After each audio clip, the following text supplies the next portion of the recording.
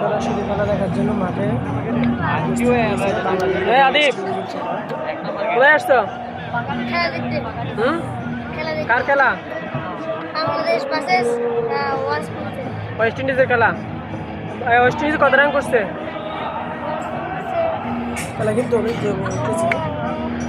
আমরা দেখছি কত রান? আজকে প্রচুর দর্শক বিদেশি রান 3 উইকেট। যারা আসলে তারা অবশ্যই মিস করবে। কত রান করছে? যদিও আর বাংলাদেশ? বাংলাদেশ 100। তারপরেও কিন্তু খেলা সুন্দর হচ্ছে, হাড্ডাহাড্ডি লড়াই কত রান চলছে। করছে?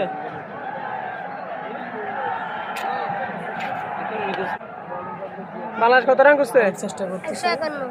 বাংলাদেশ 151 রান। টার্গেট কত তাহলে? 152।